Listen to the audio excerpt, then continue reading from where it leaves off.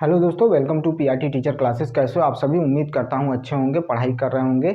चलिए शुरू करते हैं आज का सेशन। देखिए, सेशन से पहले एक चीज़ समझ लीजिएगा कि आपका महत्व तभी तक है जब तक आप में कुछ है, या इस तरह से कह सकते हैं कि आप किसी चीज़ में काबिल हैं, किसी चीज़ के लायक हैं, तभी आपकी दुनिया महत्व रखेगी। अगर आप किसी लायक नहीं हैं तो दुनिया आपका महत्व नहीं रखेगी। और ये भी याद रखिएगा कि जिस दिन आप सिर्फ अपने बारे में सोचना शुरू कर देंगे, उस दिन आप सफलता की सीढ़ियों पर चढ़ना शुरू कर देंगे। जिस दिन आप, और ये आज की स्थिति और परिस्थिति को देखते हुए ही सच्चाई बता रहा हूँ, जिस दिन आप सबके बारे में सोचना शुरू कर देंगे, उस दिन से आपका विनाश होना तय हो जाएगा। ये आपको बड़ा उटपटांग लगने वाला है, लेकिन अगर आप इसको बैठ के सोचेंगे तो आपको समझ में आ जाएगा कि मैं क्या कहना चाह रहा हूँ। आप ये मत देखिए कि अरे मैं वहाँ नहीं जाऊँगा तो वो चीज़ नहीं होगा, मैं नहीं रहूँगा तो ये चीज़ नहीं होगा, ठीक है, मैं पैसा नहीं दूंगा तो ये चीज़ नहीं होगा, ठीक है, मैं अपना बिगाड़ लूँगा लेकिन दूसरे को बना दूंगा, ये भी चीज़ ठीक नहीं है, ठीक है। इससे कुछ नहीं वाला। बस आप ये सोचिए कि मुझे नौकरी पानी है, उसके एवज में कोई जा रहा है, जाने दीजिए, कुछ बर्बाद हो रहा होने दीजिए, ठीक है। सीधी सी बात है, अगर आप बन गए तो उसे बाद में बना भी लेंगे, जो जा रहा वो लौट कर भी आ जाएगा। लेकिन अगर आप नहीं बने, आप अगर अपना बिगाड़ लिए, तो जो आपके अपने हैं वो खुद छोड़ के चले जाएंगे। स्थिति ये है। तो इस वजह से कहूँगा, किसी के बारे में मत सोचिए, सिर्फ अपने बारे में सोचिए और अपना बनाइए, बस किसी के बारे में नहीं सोचना है। तो चलिए शुरू करते हैं, ये चीज़ याद रखिएगा।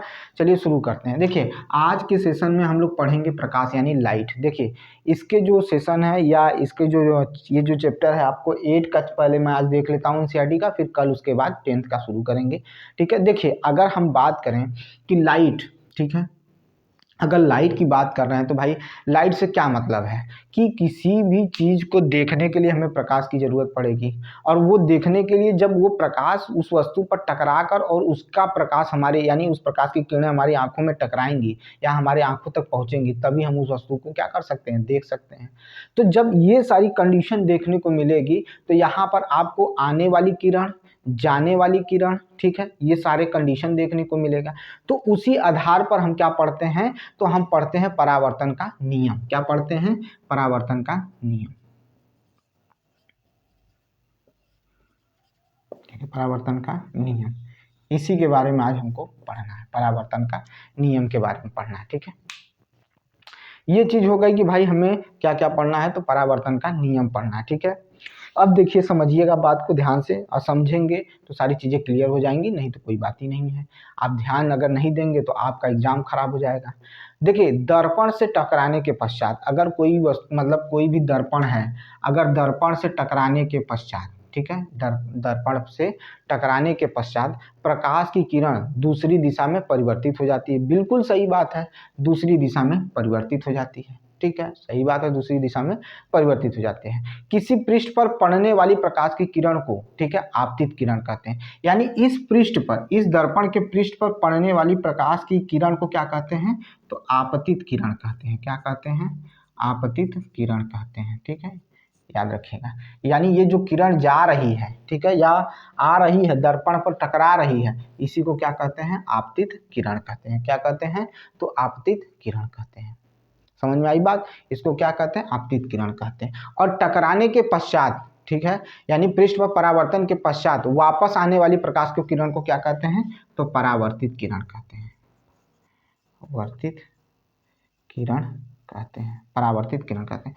यानी आने वाली प्रकाश की किरण, पृष्ठ पर टकराने वाली प्रकाश की किरण को आपतित किरण कहते हैं, और पृष्ठ से टकराकर वापस जाने वाली प्रकाश की किरण को क्या कहते हैं, परावर्तित किरण कहते हैं। क्या कहा जाता है? परावर्तित किरण कहा जाता है। बात समझ में आई कि नहीं? थोड़ा सा ये बना लीजिए, अगर बनाना हो तो, बहुत ज़्यादा ज़रूरत तो नहीं है इसकी, लेकिन बनाना हो तो बना लीजिए।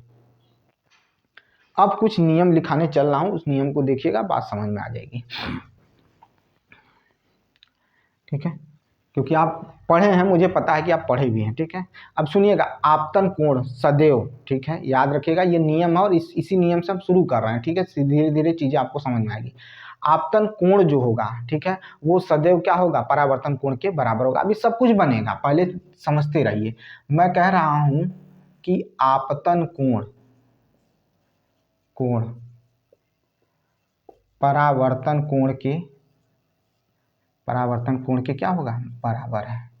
आपतन कोण परावर्तन कोण के क्या है, बराबर है, ठीक है। आपतन कोण परावर्तन कोण के बराबर है, ये कह रहा है कि आपतन कोण परावर्तन कोण के बराबर है। और यही परावर्तन नियम में से एक नियम ये भी है, परावर्तन नियम में से एक नियम ये भी है, ठीक है। समझ में आई बात की नहीं आई? अब अगर हम चीज़ें, होता है ना कि नियमों को अगर पढ़ते चलेंगे और फिर उसके बाद फिगर बनाएंगे तो चीज़ें और आसान हो जाती हैं। तो देखिए ये चीज़ निकल कर आ गई। अब देखिए हम जो कहने चल रहे हैं उसको देख लीजिएगा। हमने क्या बना लिया, एक ये चिकना पृष्ठ बना लिया, ठीक है, या कहा जाए एक दर्पण ही रख दीजिए, ठीक है, ठीक है। अब क्या होगा, एक आपतित किरण आएगी और एक क्या होगा, आपतित किरण होगी, और एक क्या होगा, परावर्तित किरण होगी। देखिए, ठीक है, ये कौन सी किरण है, आपतित किरण है। ये कौन सी किरण है, परावर्तित किरण है।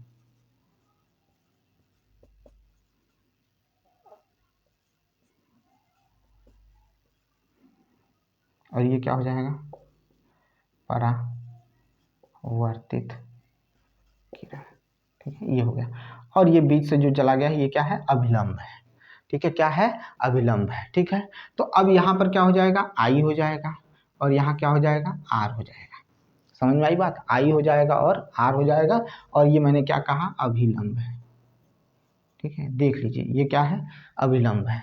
ये चीजें निकल कर आ गई, ठीक है। और अभी मैंने बताया कि आपतित कोण, आपतन कोण और परावर्तन कोण आपस में क्या होते हैं, बराबर होते हैं। आपतन कोण परावर्तन कोण आपस में क्या होते हैं, बराबर होते हैं। मैंने ये बात आपके सामने रख दी थी, ठीक है। चलिए इसको बना लीजिए अगर बनाना हो तो। चलिए ये चीज हो गया।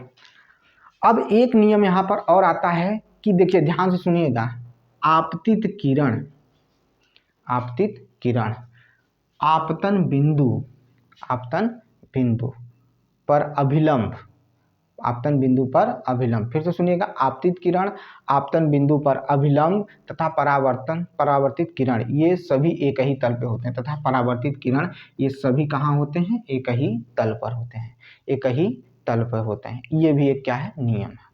ये भी क्या है, एक अन्य नियम है। इससे पहले क्या पढ़े थे कि आपतित कोण, अरे आपतन कोण परावर्तन कोण आपस में बराबर होते हैं।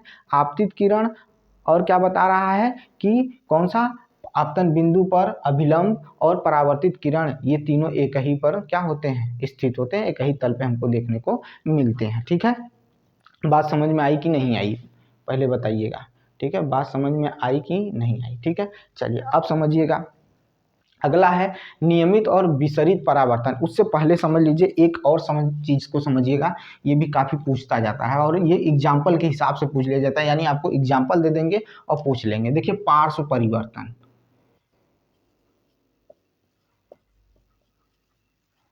पार्श्व परिवर्तन, पार्श्व परिवर्तन क्या होता है, आईने के सामने खड़ा हो जाइएगा, ठीक है, और इस हाथ को उठाइएगा। आईने में देखेंगे आपका ये वाला हाथ उठता दिखाई देगा, मतलब इधर दिखाई देगा। मतलब जिस तरह की बॉडी पर एक्शन दिखाएंगे उसके विपरीत मिरर में आपको एक्शन देखने को मिलेगा। समझ में आई बात, यानी जिस तरह से भी आप दर्पण में दिखाई देंगे, यानी अगर आप बाएं भाग को हिलाएंगे, बाएं भाग को दिखाएंगे तो दायां भाग हिलेगा, दाएं भाग को हिलाएंगे तो बायां भाग भी हिलेगा। इसी को पार्श्व परिवर्तन कहते हैं। तो कैसे लिख सकते हैं, तो लिख सकते हैं दर्पण द्वारा, दर्पण द्वारा, ठीक है, दर्पण द्वारा बने प्रतिबिंब, दर्पण द्वारा बने प्रतिबिंब, ठीक है, प्रतिबिंब में वस्तु का, में वस्तु का, दर्पण द्वारा बने प्रतिबिंब में वस्तु का बायां भाग, बायां भाग, बायां भाग दाईं ओर तथा दायां भाग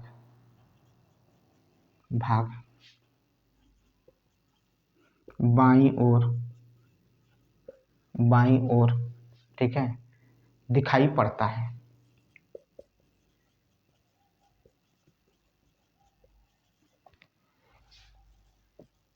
इसे ही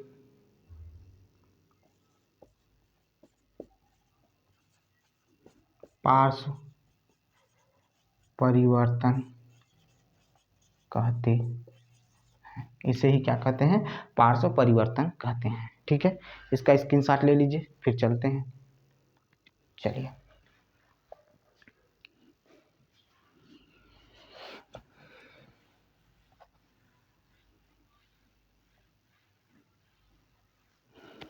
अगला टॉपिक है नियमित व विसरित परावर्तन।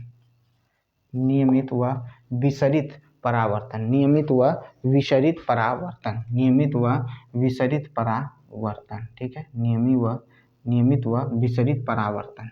ठीक है, विसरित परावर्तन, नियमित व विसरित परावर्तन। सुनिएगा ध्यान से, जब चीज़ों को आप समझेंगे तो बड़े आसानी समझ जाएंगे। जब सभी समांतर किरणें, मतलब किरणें समांतर हैं, ठीक है, समांतर आ रही हैं, ऐसे एक समांतर आ रही हैं, ठीक है, जब सभी नियमित, या कह दें कि जब सभी समांतर किरणें किसी खुरदुरे या अनियमित पृष्ठ से परावर्तित होती हैं, या परावर्तित होने पर, ठीक है, होने पर या होने के पश्चात समांतर नहीं होती हैं, तो ऐसे परावर्तन को विसरित परावर्तन कहते हैं। ऐसे परावर्तन को क्या कहते हैं? विसरित परावर्तन कहते हैं। जैसे मैं लिख दे रहा हूं, विसरित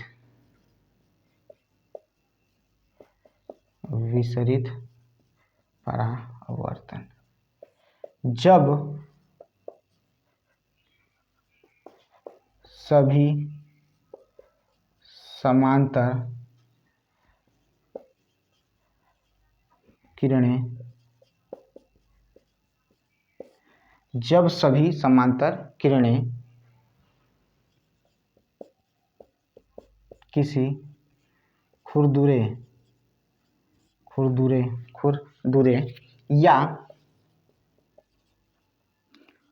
अनियमित पृष्ठ पर पड़ती हैं, अनियमित पृष्ठ पर पड़ती हैं, तो पड़ने के पश्चात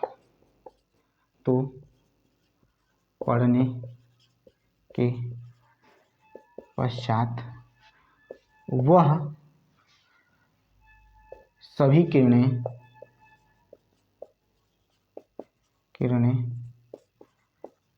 समांतर नहीं रह जाती हैं, समांतर नहीं रह जाती हैं, तो वो सभी किरणें समांतर नहीं रह जाती हैं। तो ऐसे परावर्तन को क्या कहा जाता है? विसरित परावर्तन कहा जाता है। तो ऐसे परावर्तन को विसरित परावर्तन कहते हैं। फिर से सुनिएगा, विसरित परावर्तन, जब सभी समांतर किरणें किसी खुरदुरे या अनियमित पृष्ठ पर पड़ती हैं, तो पड़ने के पश्चात वह सभी किरणें समांतर नहीं रह जाती हैं, ठीक है, ऐसे परावर्तन को विसरित परावर्तन कहते हैं। क्या कहते हैं? विसरित परावर्तन कहते हैं। देख लीजिए भाई, फिर उसके बाद आगे हम इसके बारे में आपको बताते हैं कि विसरित अविसरित परावर्तन क्या होता है। ठीक है, देख लीजिए। चलिए, अब देखिए, ये हो गया, ठीक है। अब इसका फिगर देख लीजिए, थोड़ा फिगर देख लेंगे तो अच्छा रहेगा, चीज़ें आपको समझ में आ जाएंगी। विसरित परावर्तन का फिगर देखिए, जैसे ये आपका क्या हो रहा है, ये एक असमांतर क्या है, ये खुरदुरा है। अब इस पे प्रकाश की किरणें ऐसे पड़ रही हैं, ये प्रकाश की किरणें पड़ रही हैं, तो कुछ किरणें इस तरह से निकल रही हैं, कुछ ऐसे निकल रही हैं, कुछ ऐसे निकल रही हैं, कुछ इस तरह से, कुछ इस तरह से, कुछ इस तरह से निकल रही हैं। यही क्या है? विसरित परावर्तन है। यही क्या है? विसरित परावर्तन है। इनमें कोई समांतर आपको देखने को नहीं मिल रहा है। ये अनियमित पृष्ठ भी है और अनियमित परावर्तन भी आपको देखने को इसमें मिलेगा। ठीक है, ये चीज़ आपको हमें लगता है समझ में आ गई होगी। अब चलिए नियमित परावर्तन की तरफ चलते हैं। कहाँ चलते हैं? तो नियमित परावर्तन की तरफ चलते हैं। देखिए,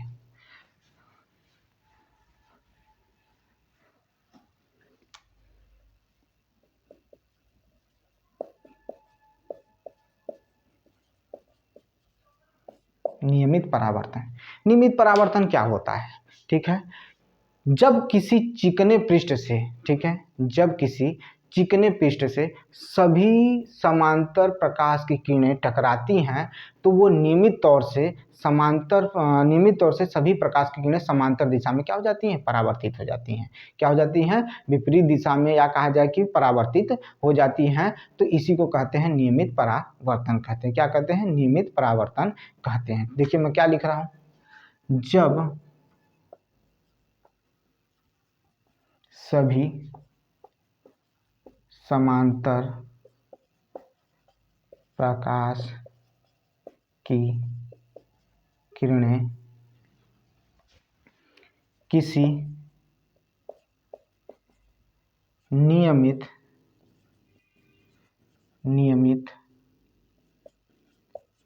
सतह या चिकने सतह से टकराती हैं तो सभी समांतर किरणें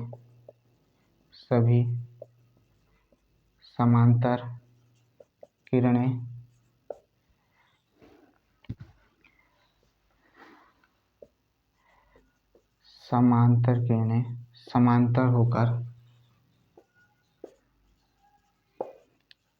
एक दिशा में निकलती हैं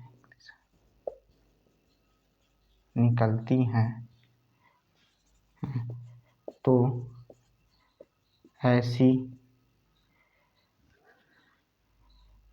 ऐसे परावर्तन को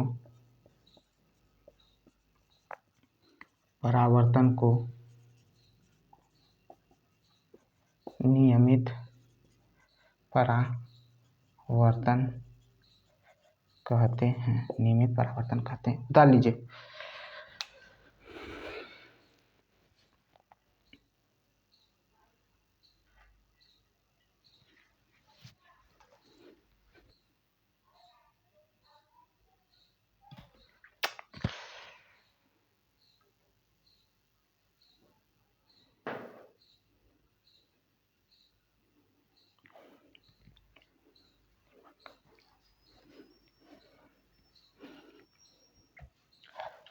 चलिए, ये हो गया आपका।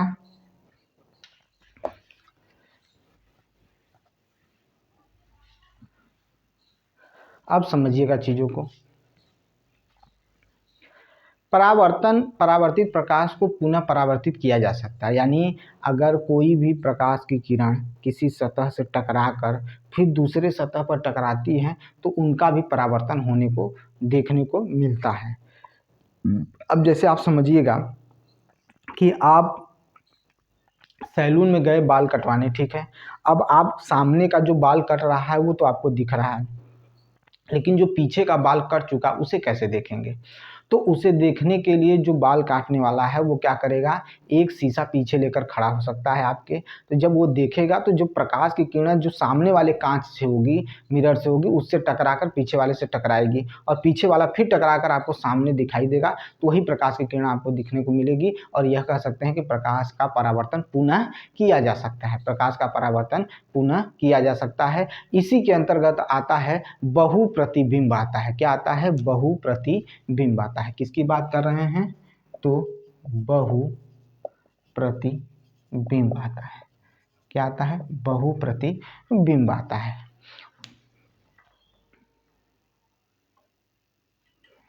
देखिए क्या होता है, आपको मैं बता देता हूं कि बहुप्रतिबिंब क्या होता है। कह रहा है कि जो दुकान है जिसमें आप कटवा रहे हैं बाल, उसमें एक दूसरे किसी भी रखे हुए दर्पण पर, ठीक है, मतलब एक दर्पण सामने रखा हुआ है और उसी दर्पण से रखे दर्पण के द्वारा अनेक प्रतिबिंब बनने लगे, ठीक है। कह रहा है कि एक दूसरे से किसी भी कोण पर, एक दूसरे से मतलब दो कांच है, एक दूसरे से किसी भी कोण पर, ठीक है, रखे दर्पणों द्वारा अनेक प्रतिबिंब बनने की धारणा को ही क्या कहा जाता है, बहुप्रतिबिंब कहा जाता है, ठीक है। इसमें आता है कलाइडोस्कोप। क्या आता है, कलाइडोस्कोप। अब कलाइडोस्कोप के बारे में आप बहुत भली भांति जानते हैं कि ये आकर्षण पैटर्न बनाने का एक तरीका है, या स्वयं भी एक कलाइडोस्कोप बना सकते हैं। आप चाहेंगे तो कलाइडोस्कोप बना सकते हैं, ठीक है। अब ये कलाइडोस्कोप करता क्या है, इसके बारे में सुन लीजिएगा थोड़ा सा, क्योंकि आपको ये पता होना चाहिए कि करता क्या है, ठीक है। कलाइडोस्कोप के बारे में थोड़ी सी बात जानना चाहिए, क्योंकि कलाइडोस्कोप अगर आ गया तब क्या करेंगे। तो जो कलाइडोस्कोप होता है ना, यह यहाँ पर क्या होता है कि ऊपर की तरफ क्या होता है, एक छिद्र होता है, ठीक है, उसमें से हम क्या करते हैं, झांकते हैं। तो जब आप इसमें झांकेंगे ना, तो आपको पैटर्न दिखाई देना शुरू हो जाएंगे। क्या दिखाई देने लगेंगे, पैटर्न दिखाई देने लगेंगे। कलाइडोस्कोप की एक रोचक विशेषता ये भी है ना कि जब इसमें आप कभी भी झांकेंगे या इसमें जब भी कभी भी देखेंगे, तो कभी भी एक पैटर्न दोबारा रिटर्न आपको दिखने को नहीं मिलेगा, यानी दोहराया नहीं जाएगा। इसे हम दोहरा नहीं सकते हैं और ये चलता हुआ दिखाई देगा। ये कलाइडोस्कोप की विशेषता होती है, ठीक है। अब हम पढ़ेंगे हमारे नेत्र की संरचना।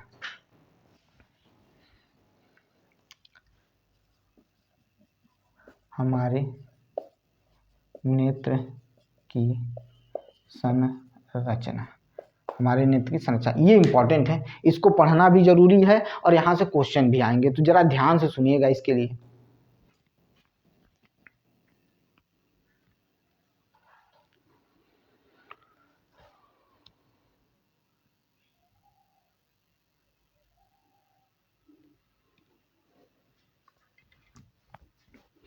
ठीक है, क्लाइडोस हमारे नेत्र की संरचना।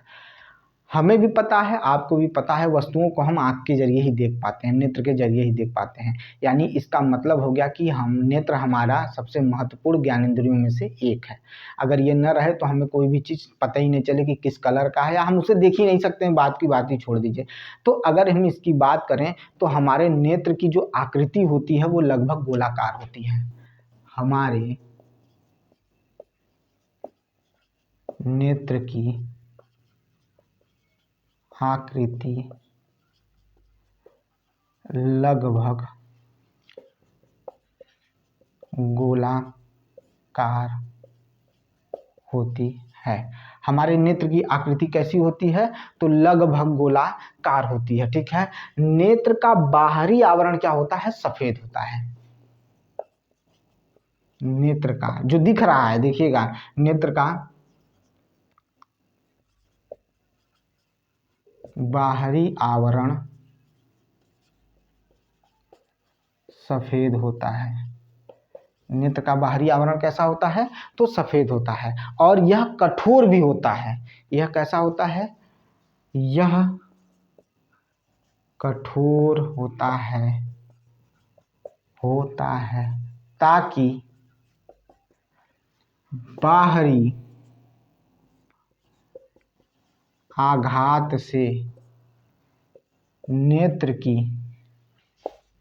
सुरक्षा हो सके।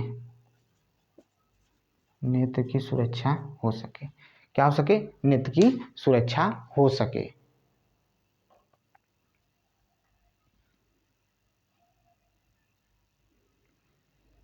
ये चीज निकल कर आ गया, ठीक है, कि हमारे नेत्र की आकृति लगभग गोलाकार होती है, नेत्र का बाहरी आवरण सफेद होता है, यह कठोर होता है ताकि हमारे बाहरी आघात से या आंतरिक आघात से हम इसको क्या किया जा सके, हमारी आंखों को बचाया जा सके, ये कह रहा है। इसको स्क्रीनशॉट ले लीजिए, आगे चलते हैं। ये चीज हो गई आपकी।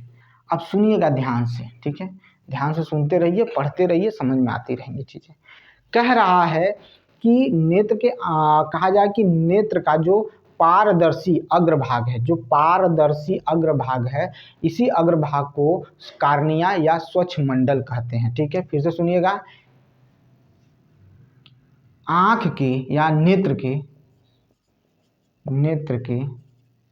ठीक है, नेत्र के पारदर्शी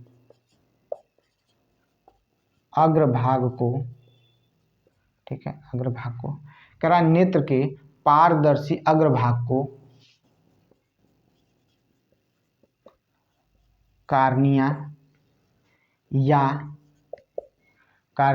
या स्वच्छ मंडल कहते हैं, स्वच्छ मंडल कहते हैं। ठीक है, नेत्र के पारदर्शी अग्रभाग को कार्निया या स्वच्छ मंडल कहते हैं। ठीक है, क्या कहते हैं? स्वच्छ मंडल कहते हैं। कार्निया के पीछे, ठीक है, कार्निया के पीछे हम एक गहरे रंग की पेशीय संरचना देखते हैं। कार्निया के पीछे यानी इसी के जस्ट पीछे, कार्निया के पीछे हम गहरे रंग का कार्निया के पीछे हम गहरे रंग का पेशीय संरचना देखते हैं।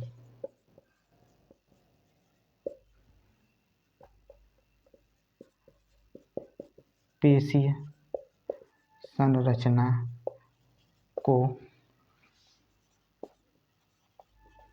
देखते हैं, पेशी संरचना को देखते हैं। ठीक है, पेशी संरचना को देख पाते हैं, जिसे परितारिका कहते हैं। क्या कहते हैं? तो इसे परितारिका कहते हैं। क्या कहते हैं? इसे परितारिका कहते हैं। इसे परितारिका कहते हैं। क्या कहते हैं? परितारिका कहते हैं। ठीक है, अब ध्यान से सुनिएगा। आइरिस में से एक छोटा सा द्वार दिखाई देता है। ठीक है, द्वार भाग होता है, या कह सकते हैं कि अगर हम बात करें तो आइरिस में एक छोटा सा द्वार होता है जिसे पुतली कहा जाता है। आइरिस से, ठीक है, आइरिस में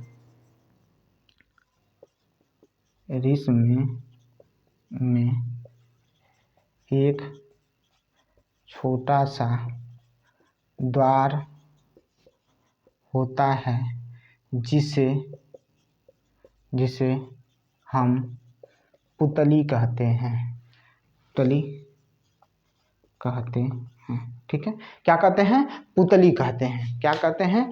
पुतली कहते हैं। ठीक है, याद रखिएगा क्या कहते हैं, तो पुतली कहते हैं। ठीक है, समझ में आई बात? पुतली की साइज को, ठीक है, पुतली की जो साइज है, ये जो आप देख रहे हैं ना, एकदम बीच में देखिए, किनारे पर एकदम बीच में देखेंगे तो आपको क्या निकलेगा? पुतली दिखाई देगी। ठीक है, और अब क्या करता है कि पुतली के साइज को परितारिका द्वारा नियंत्रित किया जाता है। ठीक है, परितारिका से नियंत्रित किया जाता है। पहले इसको उतार लीजिए।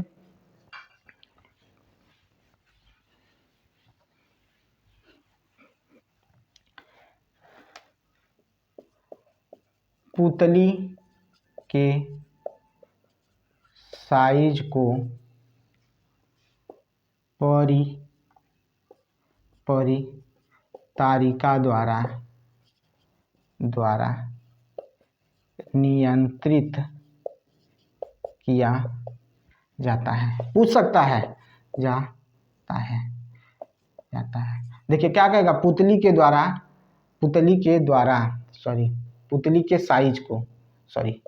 पुतली के साइज को परितारिका द्वारा नियंत्रित किया जाता है। अगर पूछ ले कि बताइए कि पुतली के साइज को किसके द्वारा नियंत्रित किया जाता है, तो परितारिका द्वारा नियंत्रित किया जाता है। ठीक है, परितारिका नेत्र का वह भाग होता है, ठीक है, नेत्र का वह भाग होता है जो इसे विशिष्ट रंग प्रदान करती है। ठीक है, परितारिका नेत्र का वह भाग होता है जो क्या करता है? विशिष्ट रंग प्रदान करता है। ठीक है, परितारिका, फिर से सुनिएगा, नेत्र का वह भाग होता है या वह भाग है जो इसका विशिष्ट रंग प्रदान करती है। ठीक है, परितारिका नेत्र का वह भाग है जो इसे विशिष्ट रंग प्रदान करती है। ठीक है, परितारिका नेत्र का वह भाग है जो इसे विशिष्ट रंग प्रदान करती है, जो इसे विशिष्ट रंग क्या करती है? प्रदान करती है। ठीक है, इसका आप स्क्रीनशॉट ले लीजिए। अब देखिए, अगर किसी व्यक्ति की आंख लाल है या हरी है, ठीक है, तो यह समझ जाइएगा कि यह परितारिका की देन है। ठीक है, फिर से सुनिए, अगर मतलब कि किसी व्यक्ति के आँख का या नेत्र हरा है, लाल है, दिखाई दे रहा है, तो वास्तव में यह क्या होता है, परितारिका के द्वारा परितारिका के द्वारा जो रंग है उसी के कारण ऐसा हो रहा है। ठीक है, परितारिका नेत्र में, ठीक है, परितारिका नेत्र में प्रवेश करने वाले प्रकाश की मात्रा को नियंत्रित करती है। यानी ये जो परितारिका है, यह परितारिका नेत्र में प्रवेश करने वाले प्रकाश को नियंत्रित करती है। अभी इसके बारे में और पढ़ेंगे, किस तरह से प्रकाश नियंत्रित होता है उसके बारे में हम लोग पढ़ेंगे। पहले इसका स्क्रीनशॉट ले लीजिए।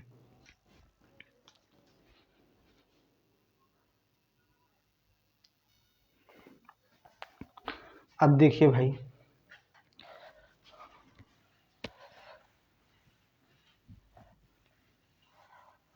पुतली के पीछे, ठीक है, पुतली के पीछे एक लेंस लगा होता है। ठीक है, पुतली के पीछे क्या होता है, एक लेंस है जो केंद्र पर क्या होता है, मोटा होता है।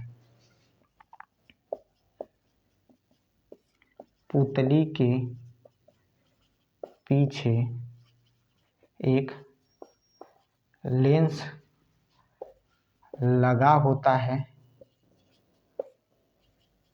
जो केंद्र पर मोटा होता है, जो केंद्र पर कैसा होता है, मोटा होता है। ठीक है, अब ये क्या करता है, लेंस प्रकाश को, ठीक है, आंख के पीछे एक परत पर फोकसित करता है। लेंस जो है ये प्रकाश को, ठीक है, लेंस जो है प्रकाश को आंख के पीछे एक परत पर फोकसित करता है। ठीक है, लेंस प्रकाश को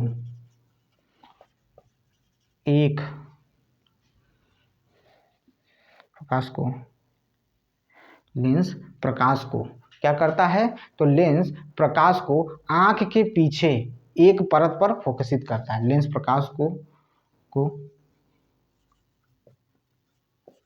आंख के पीछे एक परत पर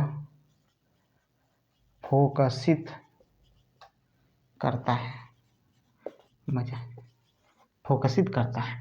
लेंस प्रकाश को आंख के पीछे एक परत पर क्या करता है, फोकसित करता है। इस परत को रेटिना कहते हैं। क्या कहते हैं, इस परत को रेटिना कहते हैं। परत को रेटिना कहते हैं। इस परत को क्या कहते हैं, तो रेटिना कहते हैं। अब ये रेटिना क्या करेगा भाई, तो रेटिना में अनेक तंत्रिका कोशिकाएं लगी होती हैं। ठीक है, रेटिना में क्या पाई जाती हैं, तो रेटिना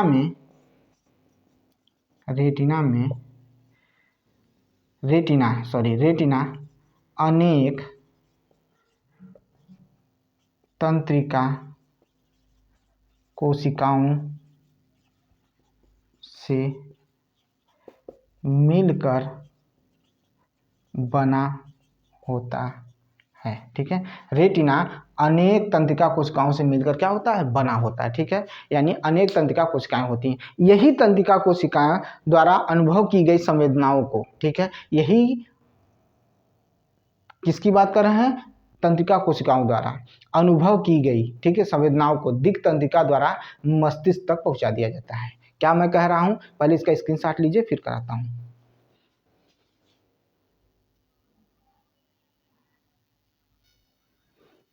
चलिए, मैं क्या कह रहा हूं, मैं कह रहा हूं कि जो ये तंत्रिका कोशिकाएं हैं, ठीक है, इन्हीं तंत्रिका कोशिकाओं द्वारा अनुभव की गई संवेदनाओं को दिक् तंत्रिकाओं द्वारा मस्तिष्क तक पहुंचा दी जाती है। इन्हीं तंत्रिका कोशिकाओं द्वारा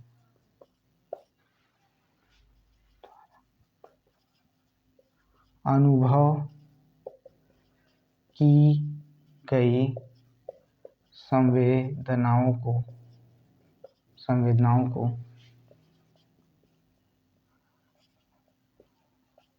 दिक् तंत्रिका द्वारा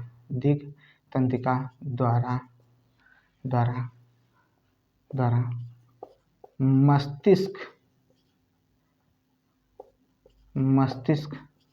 तक पहुंचा दिया जाता है, मस्तिष्क तक पहुंचा दिया जाता है। ठीक है, यानी जो भी मैसेज रहेगा वो कहाँ तक पहुंचा दिया जाएगा, तो दिक् तंत्रिकाओं द्वारा मस्तिष्क तक पहुंचा दिया जाएगा। ठीक है, अब जो ये तंत्रिका कोशिकाएं होती हैं दो प्रकार की होती है, एक होती है शंकु और एक होती है शलाकाएं। ठीक है, क्या होती हैं, एक तंतु होती है और एक शलाकाएं होती है। ठीक है, क्या कह रहा हूं, तंत्रिका कोशिका दो प्रकार की होती हैं। पहला क्या है, शंकु है, क्या है, शंकु। पहला क्या है, शंकु। दूसरा क्या है, शलाकाएं हैं, शलाकाएं। एक शंकु, दूसरा क्या है, शलाकाएं हैं। ठीक है, पहले इसका स्क्रीनशॉट लीजिए।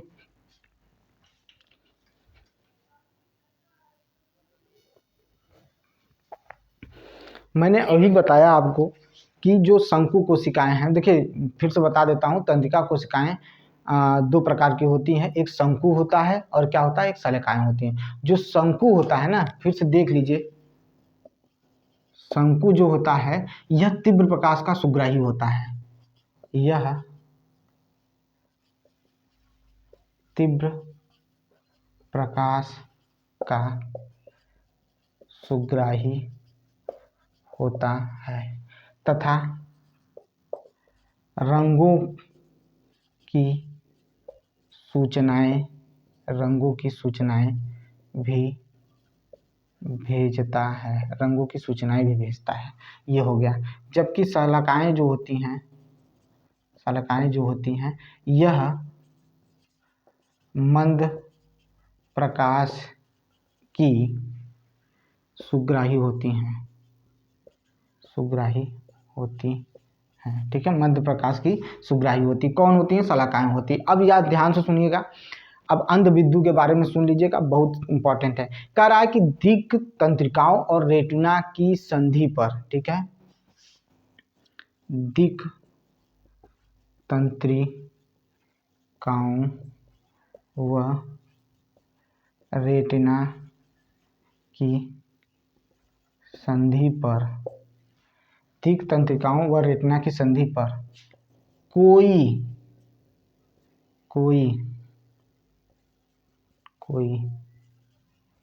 कोशिका नहीं पाई जाती है,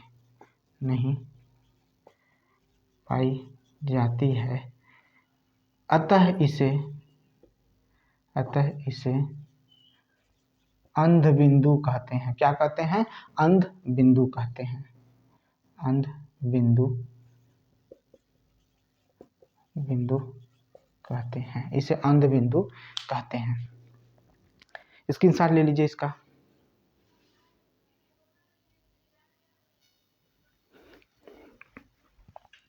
आज का ये रहा सेशन आपका।